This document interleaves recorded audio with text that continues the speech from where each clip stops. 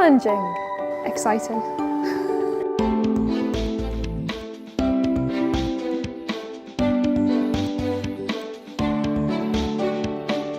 Creative. Solutions. Fascinating. Interesting. Everything that we come in contact with has some form of engineering. Your car you drive, getting into the building that you have to go into, everything you touch has had some sort of impact from an engineer.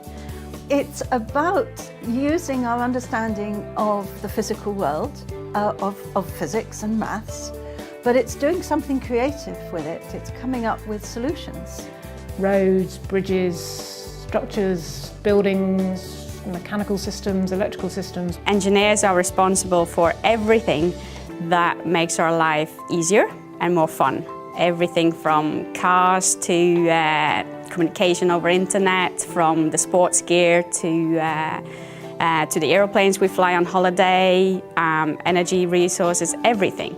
It's all engineers. Every great idea that we've ever had has had to have engineers get it out for everyone to use.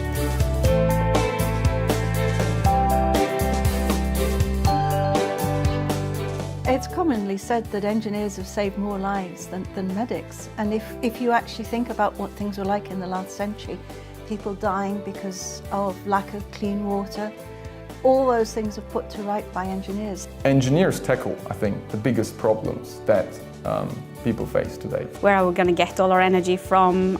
There's environmental questions. Transportation, sustainability, housing, all these issues. So you can work on the sort of hard steel and equipment and everything, or you can work to solve poverty, environmental issues, medical devices and everything. It's all engineers. Alongside my day job, I do a lot of work with charities, and I can use my skills to help people in other countries that are lesser off than us. I'm building schools in Ghana, and seeing the kids turn up on their first day of school was the best thing that I've ever done. I was working on a device which actually monitors a baby's heart rate while the baby is inside the womb. When you see these products getting used on the patients and saving somebody's life, you feel proud, because at the end of the day you always want to help the human life, and it doesn't matter if you were not a doctor to save a life, but your product did save somebody's life, and I think that makes me feel very happy. So engineering is putting our knowledge of the physical world to use for the betterment of mankind.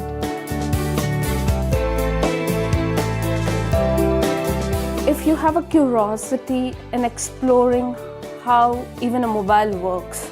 Why are there these little dents in the golf ball, or why does a split level floor house break down and it quakes over just one level house? If you have that one curiosity in your mind, I would say engineering is the field for you. You're not quite happy with how things work. You think things can improve, and you're looking for solutions for that. You need to have good technical skills. At the end of the day, it's going to be whether the numbers balance, whether the building or the bridge or the aeroplane is able to produce what it's meant to do. You need to be creative. You have to think outside the box on a fair few occasions to get to a solution that works. You can't find the answer in a book. You can't find it on internet. You yourself have to come up with a solution, and then you have to persuade everybody else that your solution is the best. I used to see the F1 racing on TV, and I used to be like, wow, that car goes so fast, and I really want to see how that car works. I didn't want to sit and solely just do analytical, theoretical work. I would quite like the hands-on side of things as well. I was always interested in bridges, for example. You know, how do they stand up? How do they work? You know, and I always wanted to do something where I could apply my technical skills, but in a practical sense, to see what I did turn into something that I could see in reality. I want to know how everything works, and if it fails, I want to know how to fix it. Looking back, it was when I was watching Apollo 13 and they got to the point in the film where they were trying to figure out how to get a square into a circle, and that was the point where I realised I'd quite like to go into something that uses problem-solving skills.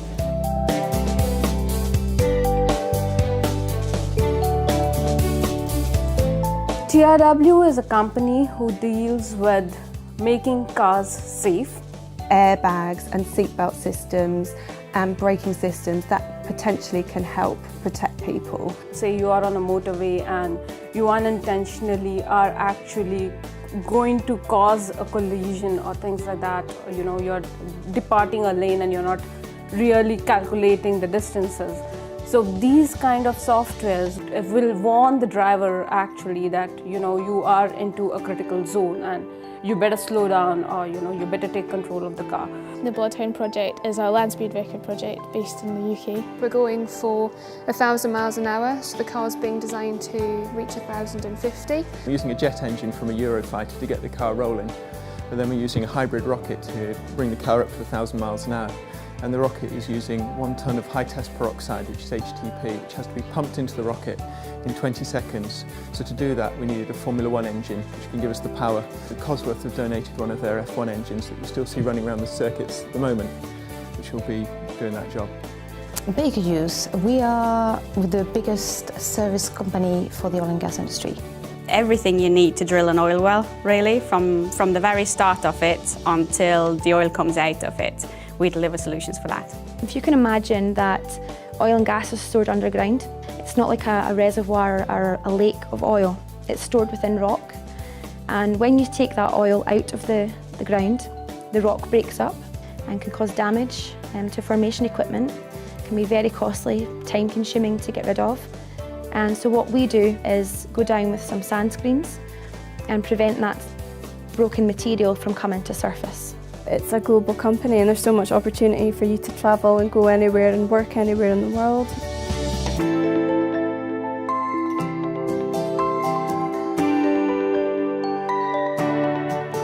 There are a number of different types of engineers. Underpinning all of them is maths and physics at A level. But after that, people might go into different specialisations. The civil engineering, Mechanical engineers, Aeronautical engineering, Structural engineers, electrical engineers, Software engineering, chemical engineers, public health engineers, Biomedical engineers. facade engineers. There's so many, list is endless and you can combine them in lots of different ways. Engineering problems don't actually come neatly packaged with boundaries around electrical engineering or mechanical engineering. When you actually want to tackle something, it usually involves all sorts of disciplines.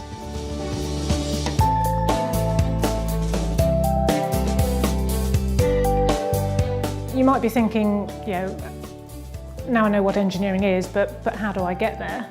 It helps if you've got an interest in maths and science. Maths and physics. Maths or sciences. Maths in particular and science subjects at school, particularly through to A-levels. Because they're kind of the key subjects you need to have a good stable base for engineering. It's really important to keep options open as long as possible, and so continuing with maths and science subjects into the sixth form is certainly a way of doing that. Whether you want to go into engineering or not, they're fantastic subjects that give you a very broad base into a whole different number of careers and not necessarily just engineering. Most people becoming a chartered engineer would go through an engineering degree, and that's the quickest route to becoming chartered. But people with other degrees, mathematics, physics, can often, after working in an engineering environment, can also become an engineer. But then you could also go through an apprentice route, and when I worked at JCB previously, people there were actually going into engineering from leaving school, doing HNDs, HNCs and going through and doing an apprentice level route, and there's lots of ways to go into engineering. Engineering is such a good foundation, regardless if you find out later on in your life that, you know what, I actually want to go into marketing or sales or management or business. Engineering is a great foundation for all of that, and it's easy to move throughout your career. Engineering is also very global. You can travel anywhere in the world with your engineering degree, and it's recognized. It's the same sort of things you learn in all the countries, so you can easily, you're mobile, you can move around. There's a desperate shortage of engineers and scientists in the UK, and it's estimated that UK businesses want to recruit 600,000 new graduate engineers over the next 7 years.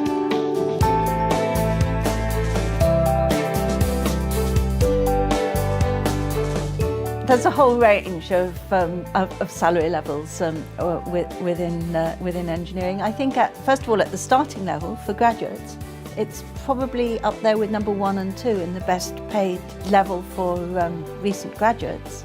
The biggest reward of being an engineer is being able to see the projects you've worked on be built and become operational and be used.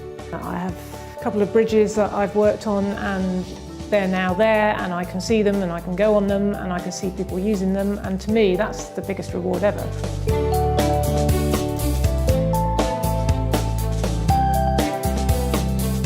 One day you might be going out to see a rocket firing, another day you might be stuck on the phone chatting to sponsors. You may be in a design office, but equally you may be out on site looking after the construction, and it's really up to you what direction you want to go in. Some engineers working in a lab, other people sit in front of their computers, or you sit in big like CSI type rooms with everything visual 3D in front of you. Engineering can be the job you want it to be. You can go out and get your hands dirty and be very involved, very practical, or equally you can do much more of an office-based job. It's all about having fun, because I believe that also again sparks the creativity.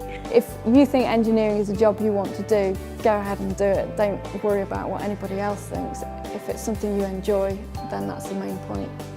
You're going to be working for a very long time, so don't look at just the immediate future. Look at your life and what you want to get out of your life.